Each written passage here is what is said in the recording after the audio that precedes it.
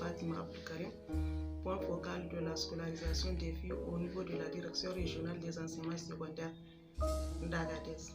Donc pour parler de la situation des violences au niveau du milieu scolaire, c'est un sujet vraiment très complexe. Nous savons que ces violences existent au niveau de nos établissements. Pour faire le point, il faut d'abord comprendre le contexte. C'est un sujet qui est encore tabou, si on peut le dire, au niveau de nos sociétés. La plupart des cas de violence se passent sous silence. Donc de manière exhaustive, je ne peux pas vous l'affirmer, mais quand même nous savons pertinemment que c'est un phénomène qui existe. Pourquoi? Parce que les élèves qui sont au niveau de nos établissements sont des adolescents. Donc il y a des violences entre élèves. Nous savons très bien ce qui se passe pendant cette période d'adolescence. Il y a des violences qui existent entre élèves et professeurs.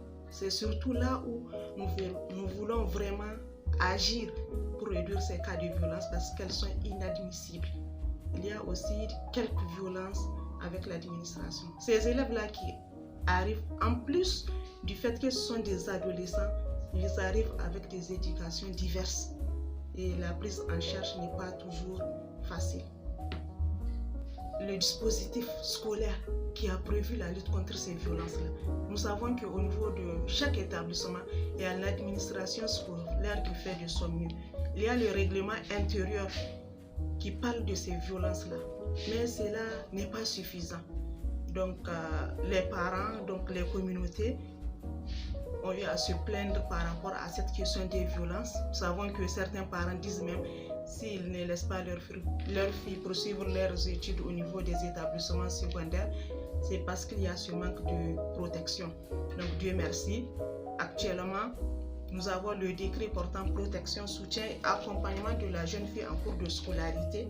Donc c'est le décret numéro 2017-935-PRN-MEP APLN-EC-MES du 5 décembre 2017 portant sur la protection, le soutien et l'accompagnement de la jeune fille en cours de scolarité. Donc ce décret est là, il existe au niveau de tous les services étatiques et il est déjà en vigueur. Donc maintenant nous sommes en train de faire la vulgarisation de ces décrets-là au niveau des communautés d'abord, mais au niveau des établissements scolaires pour que tout un chacun sache quand même qu'il y a la protection des filles au niveau de nos établissements. En plus de ces décrets, tout récemment, nous avons l'arrêté conjoint de mise en application de ces décrets. Donc l'arrêté, il précise les conditions de protection, de soutien et d'accompagnement de la jeune fille en cours de scolarité. Pourquoi conjoint? C'est parce que c'est un arrêté qui a été signé par 3 ministres, à savoir le ministère de l'enseignement primaire, le ministère des enseignements secondaires et le ministère des enseignements professionnels et techniques. Donc, tous les élèves qui sont au niveau de ces ministères-là sont concernés par ce décret, droit des parents. Parce que même au niveau du décret, il a été dit, la première personne quand même qui doit signaler les cas, ce sont les communautés, ce sont les parents. Parce que s'il y a un cas de violence et qu'il n'y a pas de dénonciation, donc il ne peut pas y avoir de sanctions. Donc l'appel vraiment que j'ai à c'est auprès des communautés. Nous cherchons leur appui pour dénoncer tous les cas qui se présentent. Parce qu'il n'y a pas de petite violence. La fille qui a subi une violence va l'avoir tout au long de sa vie. L'impact va se ressentir tout au long de sa vie.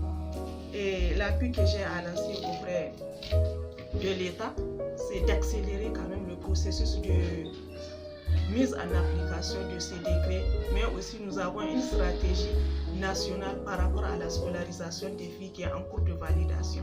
Donc c'est d'accélérer tous ces processus-là pour que les parents soient davantage, vraiment qu'ils soient davantage rassurés. Et à l'endroit de tous les partenaires techniques et financiers, c'est d'apporter leur appui pour la mise en application de ces nouveaux textes de protection de la jeune fille en cours de scolarité. Donc nous avons une lettre déjà signée par les partenaires, soit les 10 engagements des partenaires par rapport à l'appui pour la protection des filles et la scolarisation des filles en général.